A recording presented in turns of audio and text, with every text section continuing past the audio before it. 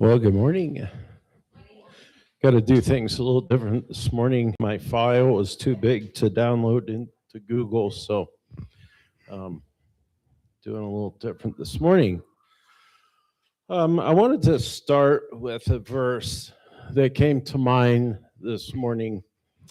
This is from John 14:12. This is where Jesus is talking to the disciple Thomas. And he says, I tell you the truth, anyone who believes in me will do the same works I have done and even greater works, because I am going to be with the Father. You can ask for anything in my name, and I will do it, so that the Son can bring glory to the Father. Yes, ask for anything in my name, and I will do it. And I thought about this verse in connection with my trip to Mercy Ships, because what they do is so amazing, and it's so big what they do. And it just made me think of this verse. Jesus touched people and healed them. But for Mercy Ships, they spend millions and millions of dollars to heal somebody. And God provides that. And so to me, it's like, wow, that is in some ways so much bigger.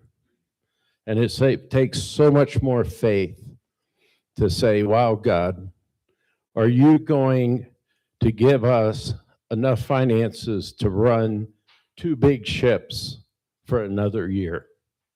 And for example, they refueled the ship with 1,000 tons of fuel. The bill alone for that was well over $1 million. So it takes probably, I don't know what it takes to run one ship every day, but it's probably $25,000 a day or more.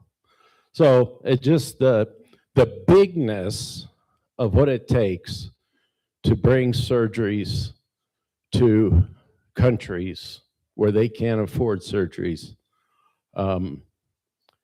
proves to me the bigness of God. So just kind of keep that in mind as we go along. So many of you kind of know the process was a struggle to get there. I wanted to give up many days in this process. My wonderful wife said, no, you keep going, keep trying, and many of you did that as well. And I'm so glad that I didn't give up. And God gave the funds, He gave the grit, He gave the faith to keep going. And when I got my shirt in the mail, I knew it was like getting real, you know. And May 5th, I was at the Grand Junction Airport early, ready to go. And flew to Denver. From there, I flew to Newark, New Jersey. And there I met another guy that was going to Mercy Ships. And we boarded our big flight. This was not our plane, but this was the kind of plane we flew. And it was a huge airplane, but it was a long flight. So 14 hours, and it was dark. It was a night flight. So these were the only 2 shots I got. And it was either a sunrise or a sunset somewhere over the ocean. I have no idea. I was kind of sleepy by then. But it was a lot of ocean that we were traveling over. This is the path of our airplane. And just amazing to me that technology, you can get on an airplane, fly for 14 hours, don't have to refuel.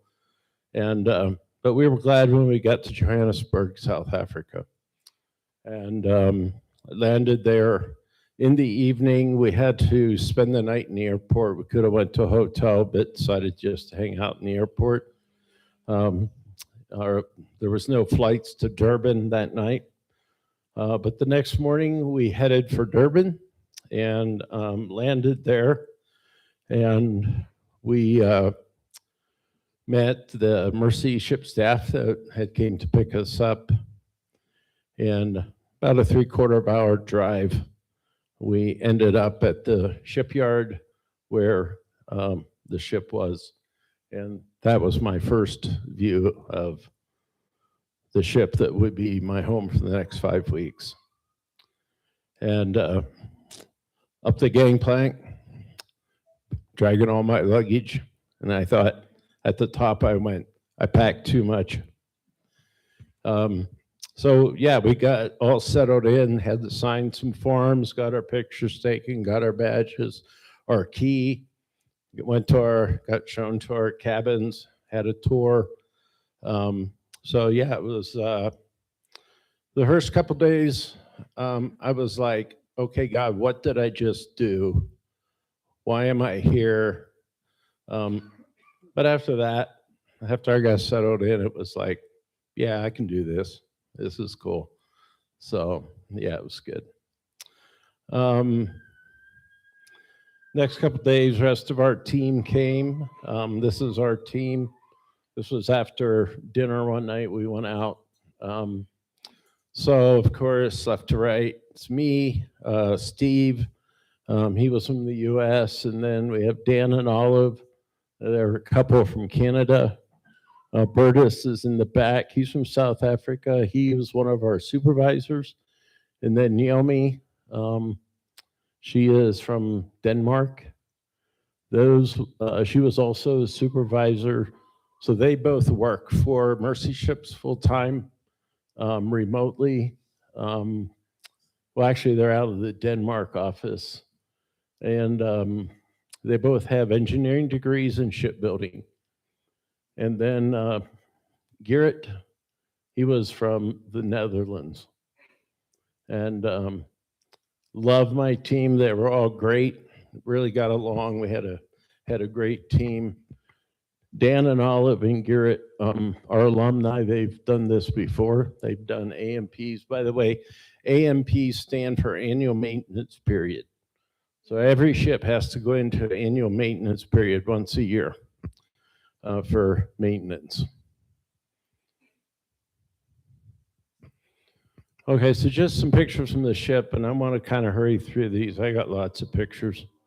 There I am in front of the stack, they call it. Everybody wants their picture taken under that emblem. Just the harbor. That's the bow of the ship. The anchor chains and tie-off ropes. Just another picture from the ship decks of the harbor. This is a tour of the engine room. This is the engine room control. I was fascinated by the bigness of the engine room, more of the control panels. We're standing between two of the engines.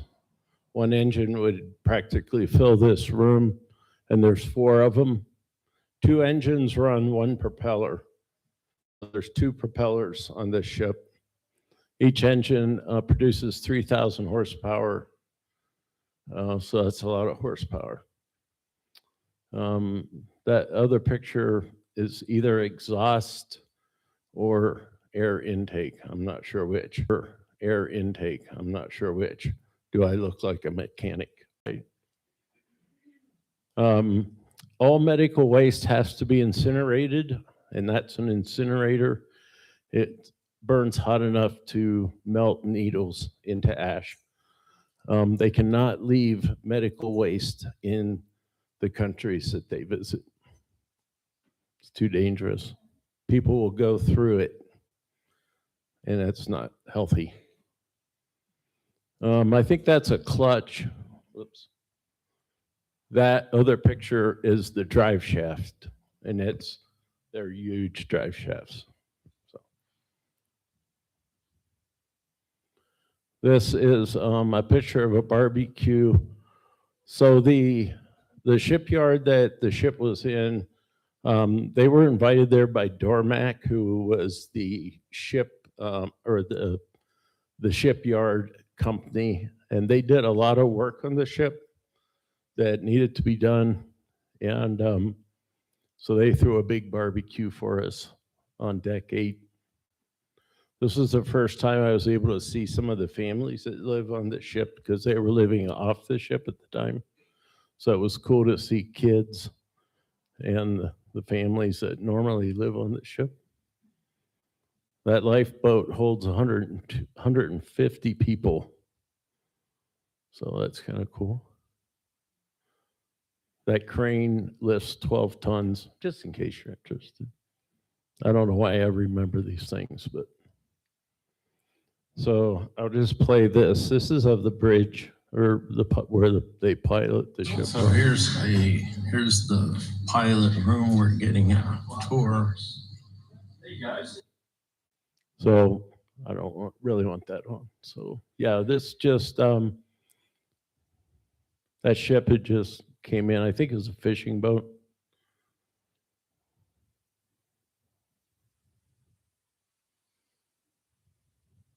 I'm not the very good. So this is the side of the ship where the gangway was. So if you left the ship or came onto it, you had to walk down that dock.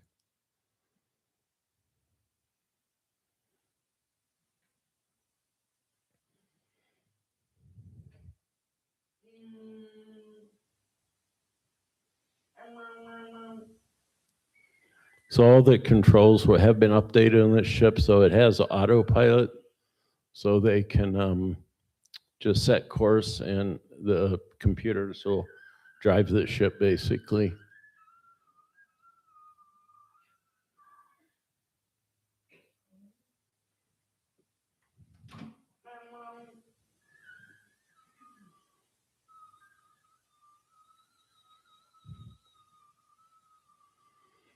So I want to just, I'll show another real quick video of, this one is professionally done and shows a little bit more of the ship.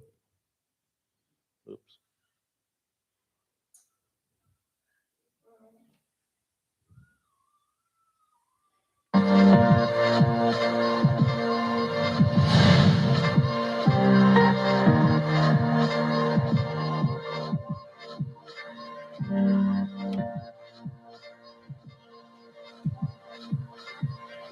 I cleaned those booths, scrubbed them, all 22 of them, the blue parts.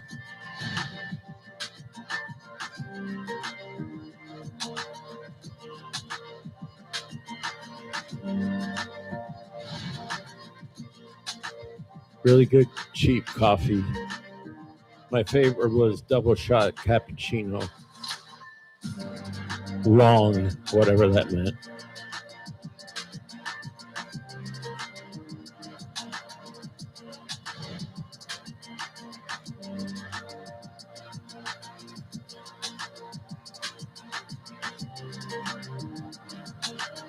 Cleaned that carpet on both sides.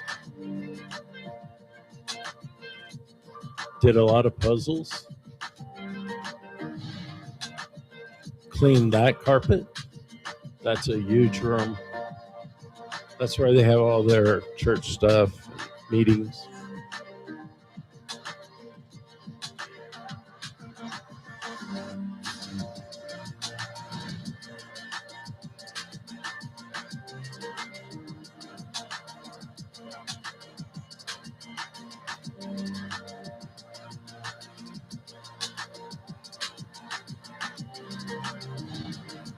This is what my cabin looked like.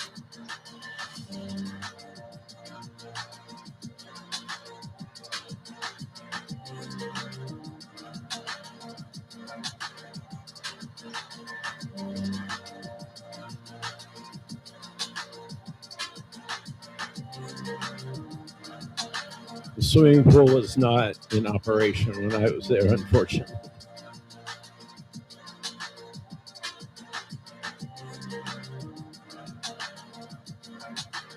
I love the playground. Just kidding. Spend a lot of time outside on the deck. Unfortunately, I didn't spend any time there.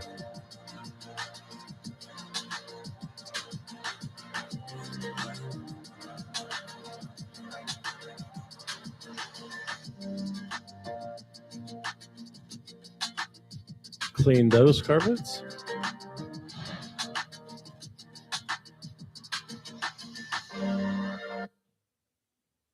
So what were some of the things we did? Our main job was to change out about 200 hand soap and hand sanitizer dispensers because the company changed the packaging, and the old dispensers no longer worked with the new packaging, and the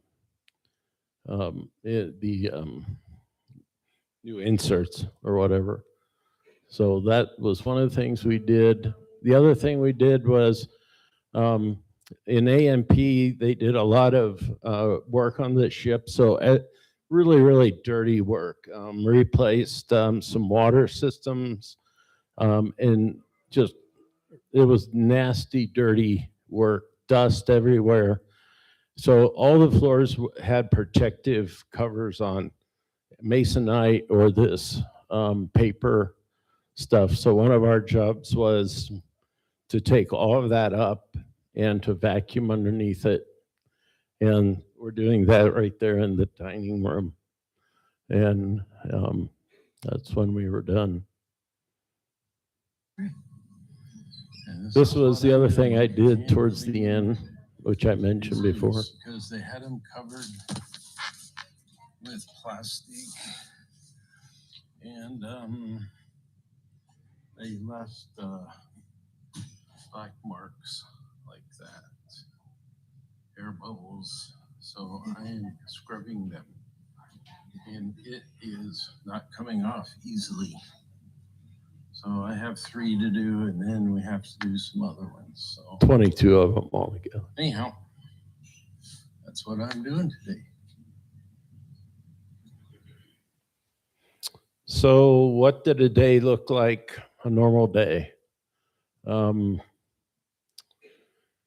Well, normally I would go to a little prayer meeting before breakfast, like at 6:30, and then I would eat breakfast between 7 and 7:30. And then our team would gather around 8 o'clock and we would have devotions.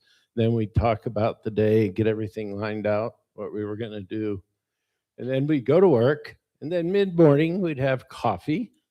And then, I found out how important coffee was to most people, like coffee breaks. And I really like coffee breaks now. But then it was back to work, and pretty soon it was lunchtime, and then it was back to work, and then pretty soon it was a coffee break again.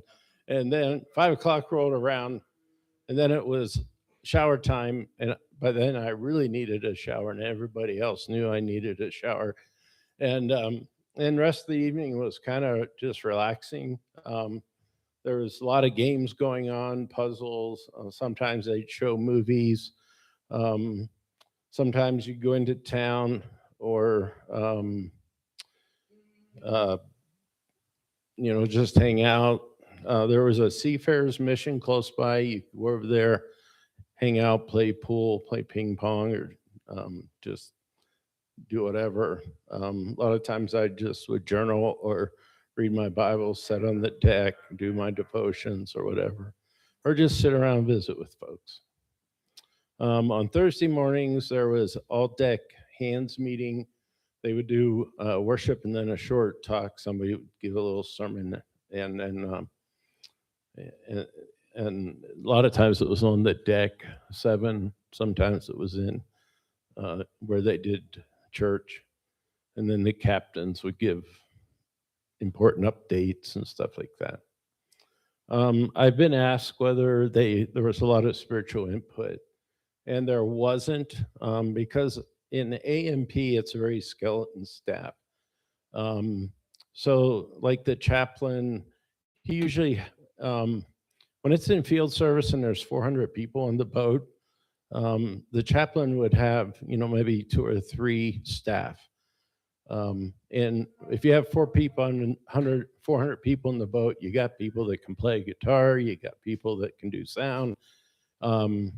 So it's really hard to run a lot of that kind of stuff during AMP.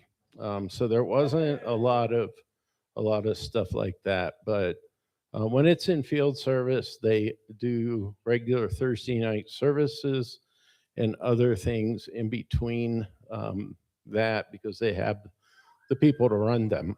Um, the ship does not do Sunday morning services because they want you to go off ship to church in the towns where the ship is. And so I went to a church called the Olive Tree in Durban, and it was very American-like. And they would have a van that would go into town, and you would take that van, and on the certain street there was lots of churches, and so you can kind of have your pick. And so this was the church, very American-like.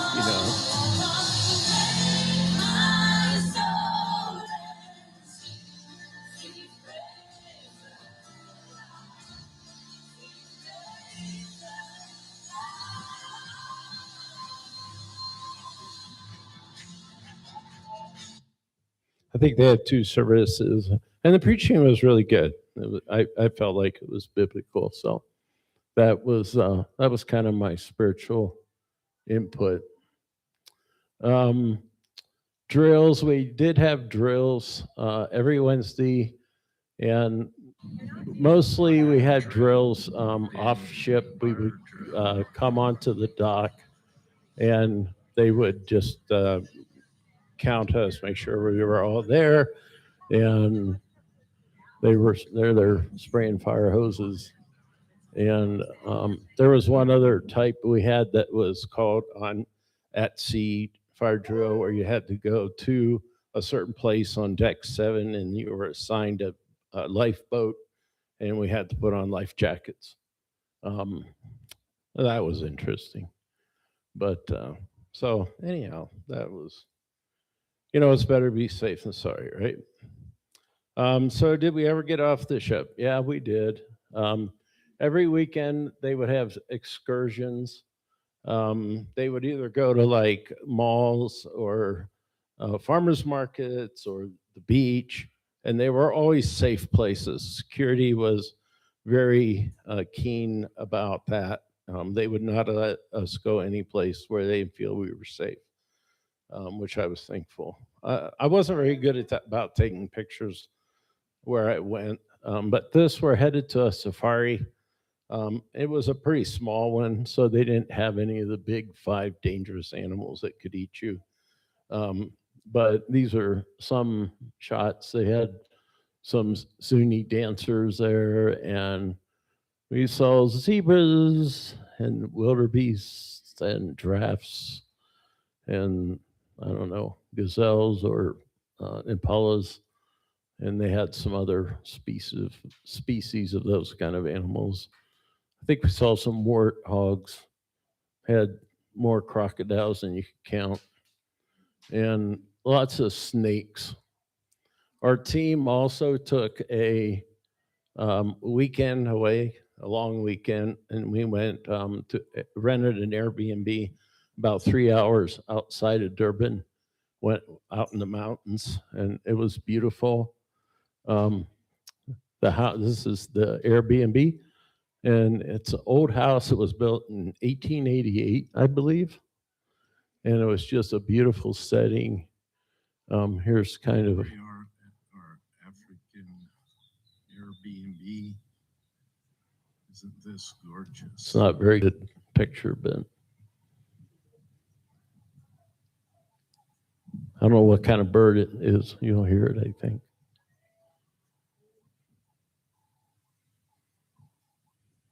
Well, maybe not. So it was a working farm. The lady that ran it didn't do the farming. There were some South Africans that did, but so it's another picture from the yard. It was a nice lake. We took a walk down there. There's our team again. Good looking bunch, don't you think? And there's some sheep.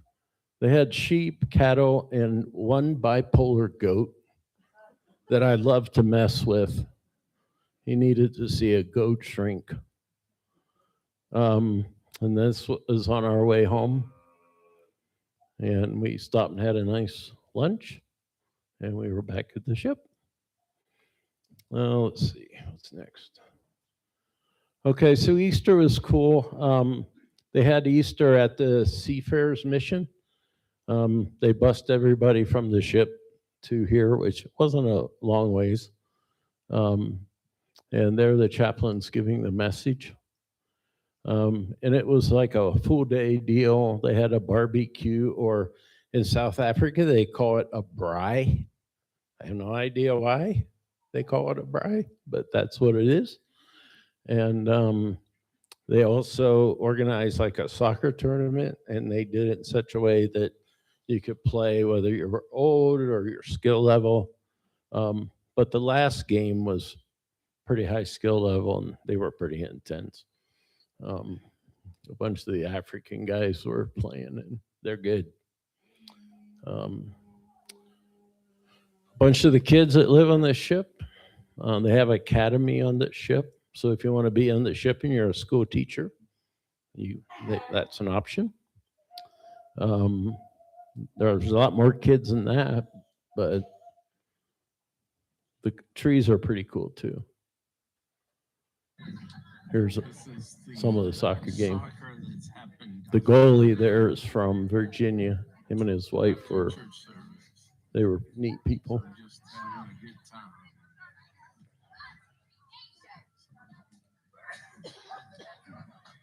The guy in the blue shirt's head of security. So I left on April 12th, and I really left part of my heart there. Honestly, in a lot of ways, I didn't want to leave, but that's the way it's been everywhere. Every time I've done mission work, a part of me doesn't want to leave, and but I had to leave, and I'm leaving Durban right here, and flying to Johannesburg in the other picture. So we had a 16-hour flight home, and that's partly, I understand, because of the rotation of the Earth and the jet stream. I don't know. Somebody can explain that to me, but anyhow, that's just what I heard. So anyhow, just the reverse of whatever the first. But you're getting close to home when you're flying over that. So I got home. So what's happening on the ship? I've been keeping tabs of the ship because part of my heart's there. So the ship has sailed about 3 weeks after I left.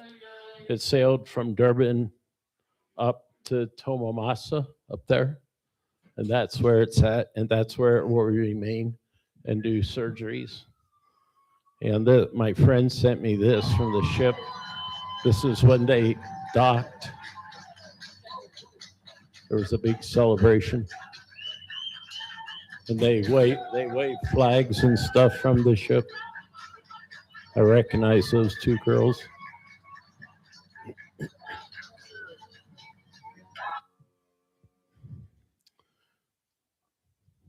So I want to end with 3 videos. This one, the first one is just a short video with some information about, because they've started surgeries about 2 weeks ago. Once they get there, it takes a while to put everything back together from the sail, because they have to latch everything down. So here's this one.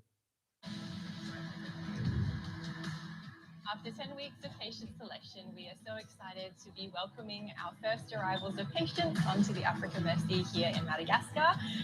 Today is a special day as it marks the very first surgery.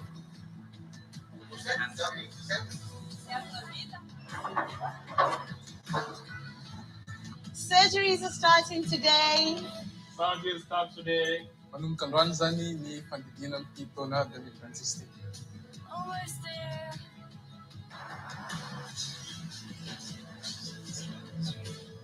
We're absolutely thrilled to be back in Madagascar for a third year in a row, serving patients and bringing hope and healing.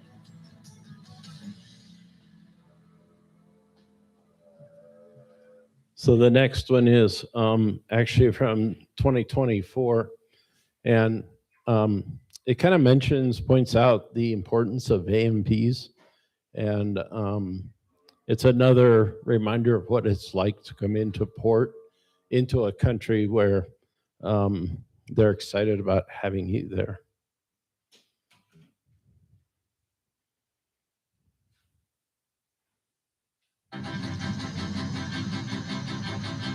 Yeah, the ship is coming to Tamatave tomorrow. Yeah, it's make us too very happy.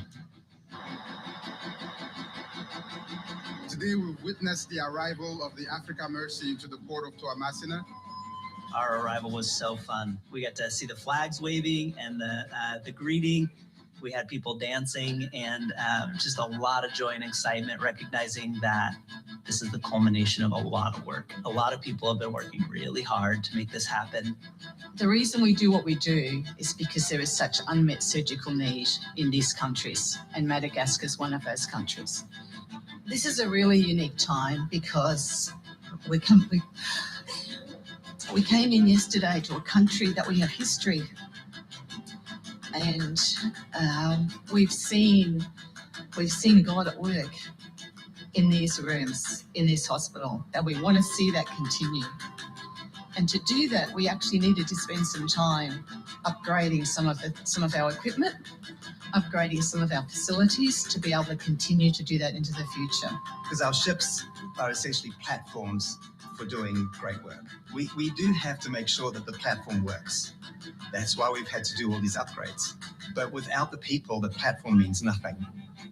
And unless you get to experience it yourself, This is really true. it's hard to wrap your mind around what it's like living on a ship in a small community where everybody is focused on the same thing, which is to bring hope and healing to people who need it most. The ship has inspired me and shaped me in so many ways. Yeah.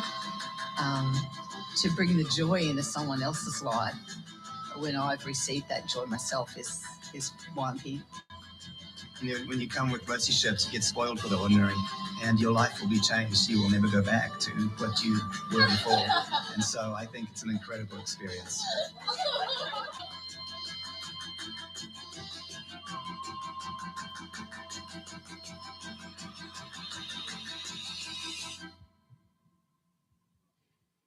And then,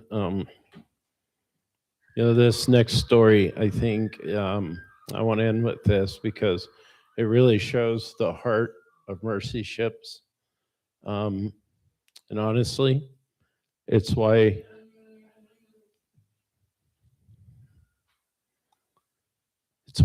I want to go back and experience more.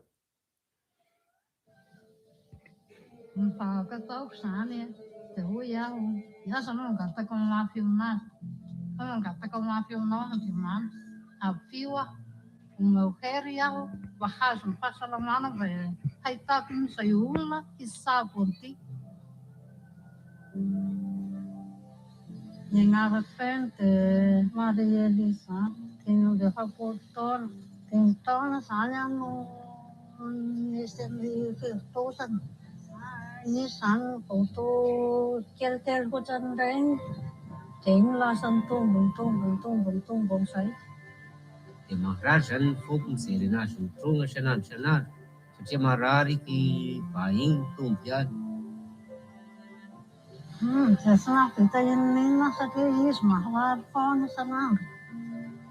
Fava Kishan, in Yahro Bosania, Fakin Siena de Mantajania, she has work for the Sina de Mant. Yang sagota sauni sesnya rapemnya se saraun rendinga film ente tasare nai senan tompil. We were driving back from Ikusi and we saw Maria Lisa standing, walking in through the markets. and three of us in the bus screamed, "Stop the bus!" And Senator, our logistics coordinator, got out and delicately explained to the community that had gathered around what Mercy Ships was. That was not easy to convince them because people in their country told them that when you go to Mercy Ships, you will not come back. But what we did was we brought the photos of the former patient. I think she was quite reserved and honestly a little scared that a whole bunch of people came off a bus just to see if we could help her. But I think as she started chatting with us and learning about what we do, she became a bit more open and was really excited at the opportunity to come and join us on the ship.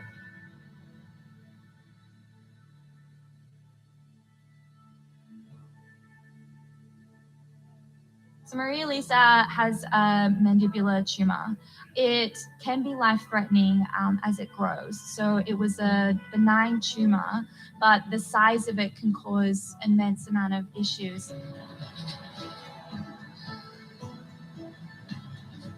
Sa tan karakala da heta pa sa lamu na yahu e afaka mo so na sala te fata pa sa kan kera kala sa demanda ya sa kokte assalamu mo so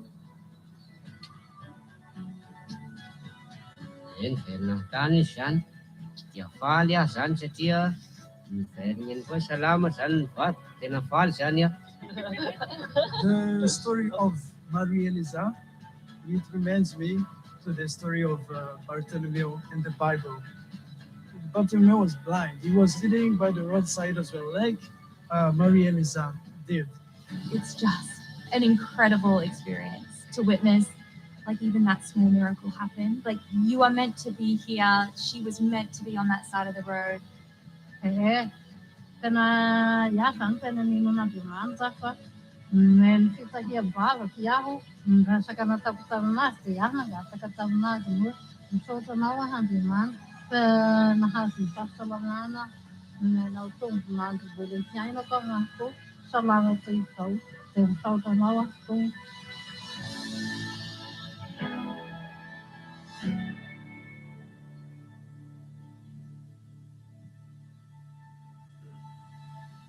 So that's all I have.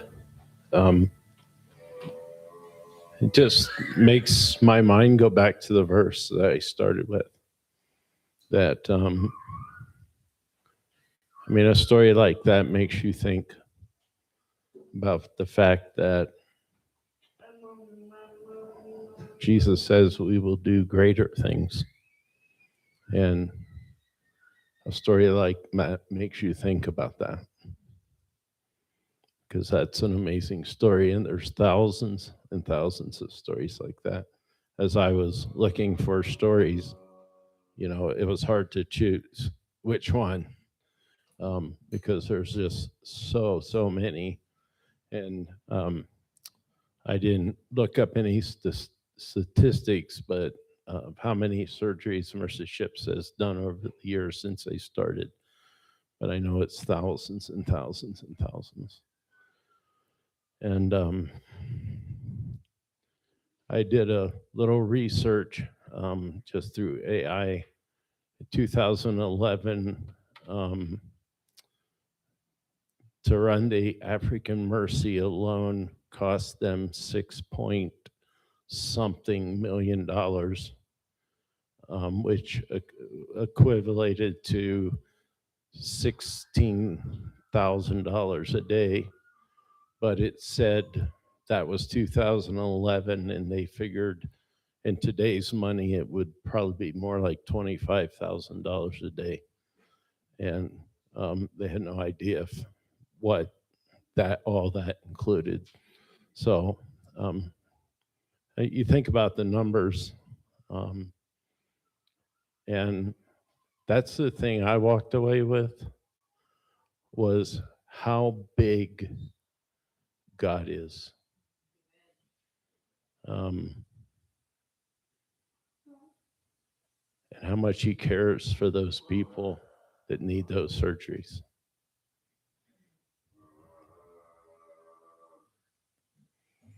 So Yeah, I guess questions. I'll try to answer them if I can. Well, Mercy Ships, I've been kind of following them a long time, in my life. And I love trains, planes, ships, and automobiles. And I've just always been fascinated with that ministry. Don Stevens, the guy that started it, actually lived here, and he was a YWAM guy at first. And so I had some connections with a guy that knew him.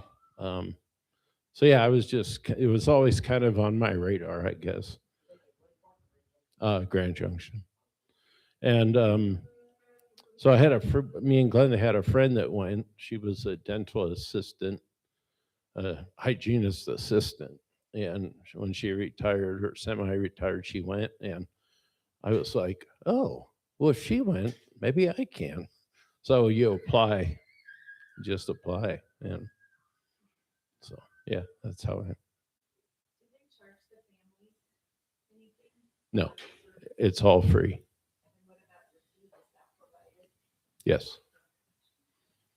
Yeah, they used to. So Mercy Ships used to have a fee that they would charge you when you went to Mercy Ships.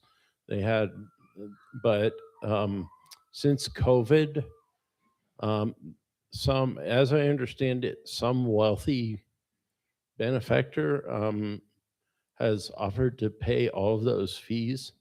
So since COVID, they have not charged anybody that goes and volunteers that fee. So all you have to do is provide your airfare there. Tom? There was, on the ship, there was some. A lot of the wards in the operating rooms have like families' names on them. So like, family, a rich family or something that has lots of money or will maybe fund one of those rooms or one of the wards or something. There is one shipping company. It's called MSC, Mediterranean Shipping Company. That is the biggest shipping company in the world. They have thousands of ships. If you take a cruise, you may take a cruise on one of their ships. And I think they have shipbuilding yards. They're into everything. And they're a huge, huge company. And they support Mercy Ships. So there are huge corporations that love what Mercy Ships do and highly support them and put lots of money in. But a lot of it comes from private individuals. I was on a website where you could see who was giving money, and it was just like every second almost, it would say so-and-so gave $50, so-and-so gave this, and it was just like constant people were giving money. Why do you think there were people spreading rumors that if you go to Mercy Ships, you won't come back? Yeah, I wondered that too. I don't know.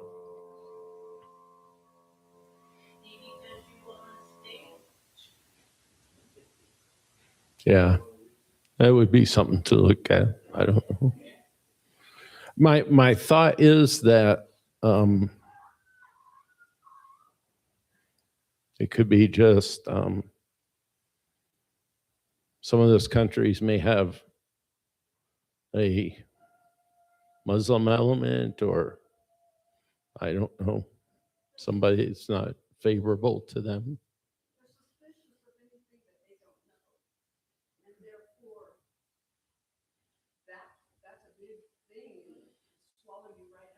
Yeah.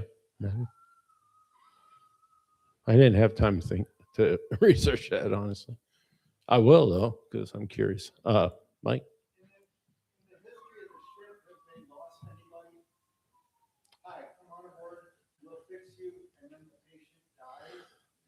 I don't know that either.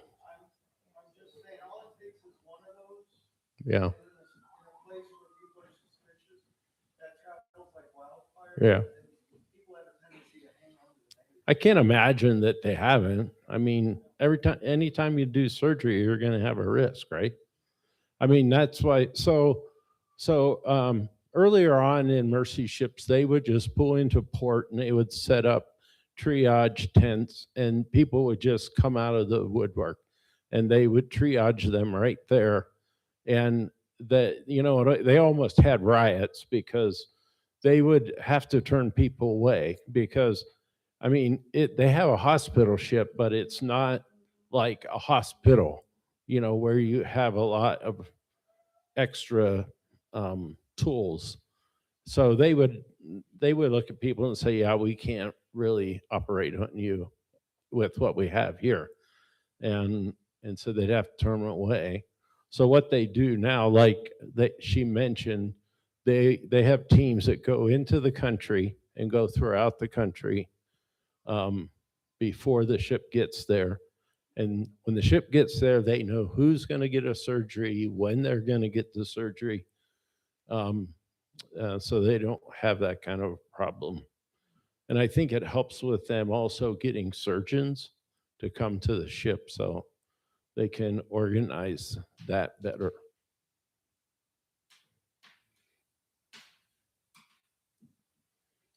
Yes, Ed.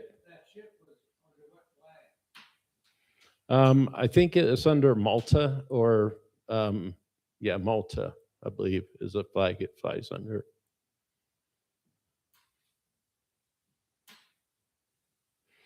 That ship was built in 1980. It's an old train ferry. So they used to run trains into it and then sail to wherever and take the trains out, and then they would go on to wherever. So they bought it and put a bunch of decks on it and refurbished it and made it into a hospital ship. They have two ships. They have this one, and they have one that they built. And that one is much bigger ship, much newer ship. It's called Global Mercy. It's or GLM for short. It's in Sierra Leone, but in July it sails to the Canary Islands where it goes into AMP, and they have 600 soap and hand sanitizers or dispensers to replace on that one.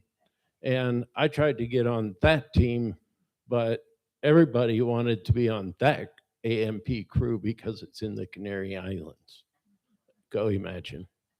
So yeah, that little bit selfish people. But exact reason I wanted to go. And I would have loved taking my wife, right? She'd love to sit in the beach. No, actually, I don't think she likes the beach. But so interesting thing, they're building another ship, just like the GLM in China right now. It's supposed to come online in 2028. And this ship, the African Mercy, bless her heart, will be sold for scrap. It's an old ship. And I have a story about that. I was cleaning carpets in the academy. I went away for a fire drill, came back, and there was water pouring out of the ceiling.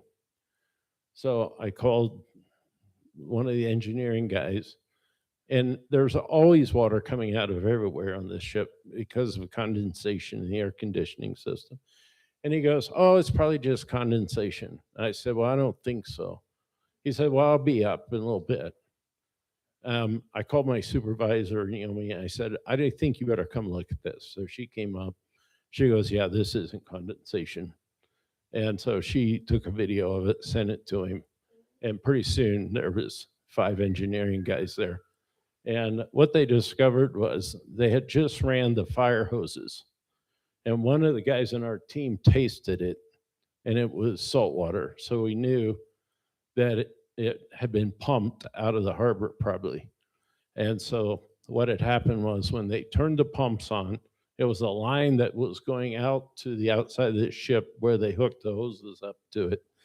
And when they turned the pumps on, it already had had a small leak, but when they turned the pumps on, it made the leak bigger.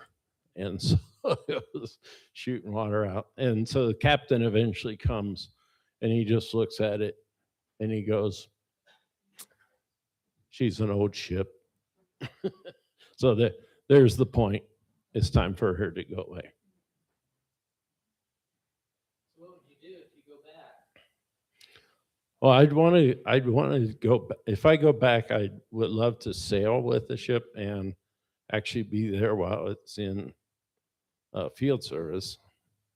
So that's a good question. Not sure well, I could work in the galley, food service, or in the dining room. They're two separate things. I could work in housekeeping, hospitality. Yeah. Yeah. Lots. No, it's all volunteer, mostly all volunteer now. They do pay, there are some positions that are paid.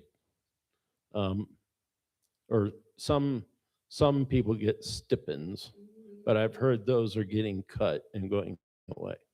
A lot of the guys that come from the African countries get stipends. But since COVID, I guess they've had to pay some of the higher positions like officers.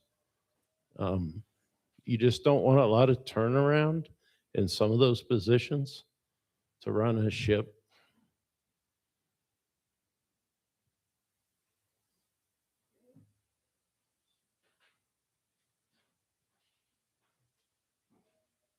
Louis. What was one way you think God grew you in your faith the most while you were there?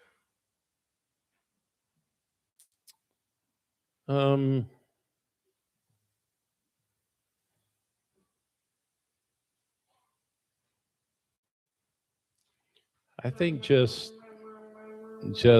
relying on him and just that it's going to be okay, because I had a lot of fear about going, a lot of like, am I gonna, when I go through customs, am I gonna get stuck in a back room or something, and they're gonna handcuff me and yeah, stuff like that, am I gonna make my connections and all that kind of stuff. Yeah, just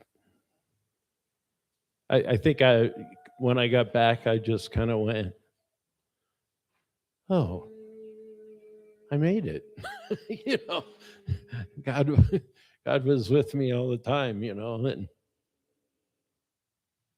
what was I worried about, right? Anna relates to that, right?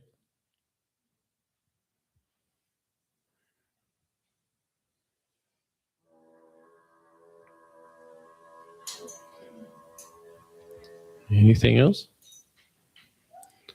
Well, I hope that kind of whets your appetite for maybe doing something like this. I think I heard one guy say that he went to a church one time, and the pastor, it was one of the first Sundays the pastor was preaching in this church, and the pastor said, "I want everybody in this church to go on a mission trip."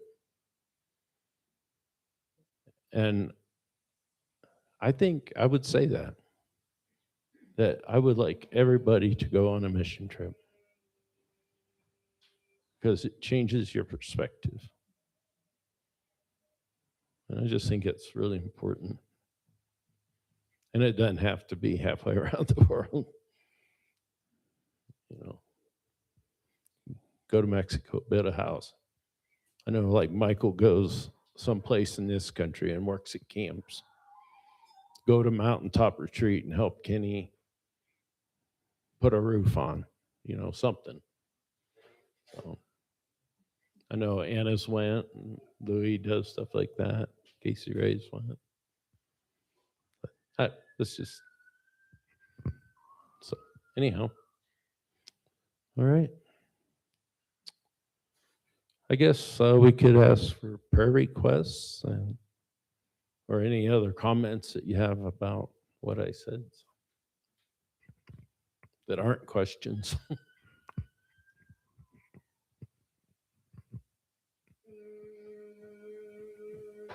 Mike?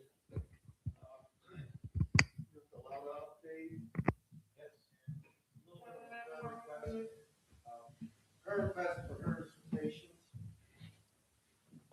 She's starting to really feel better, and she's got her fourth isolation appointment with the doctor tomorrow. And so we'll see if she gets to be turned into the rest of the house, and then eventually out into the world. And they're going to take the stitches out finally, the rest of them.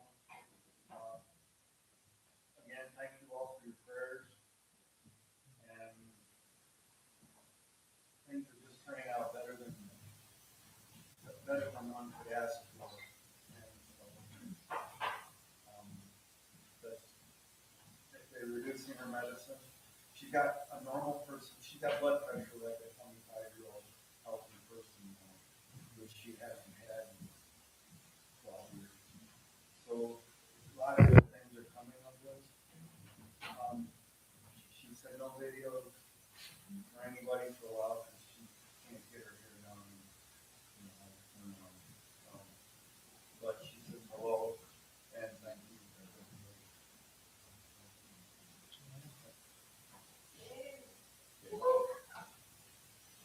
God is a sweet God right here too.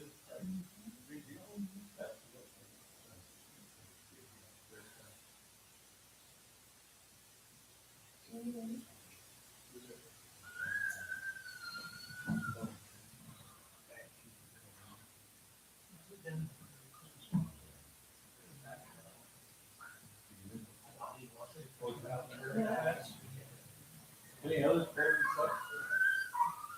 Oh, praise. Yeah, praise. Yeah. So for those who do know me, I work in wildland fire, and I'm one of the few only professing Christians in the workplace who actively follow the faith. I've been with this crew 4 seasons now, and I traveled to Minnesota for work, and on the way back, I finally got to have a genuine heart-to-heart gospel conversation with my boss.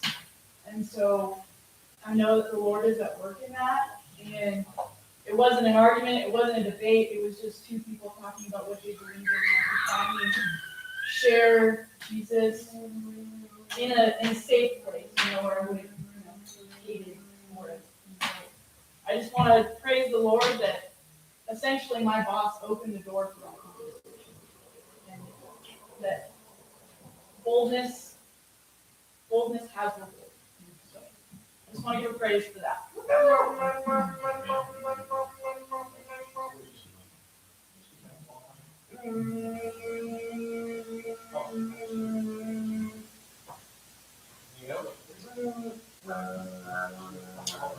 All right.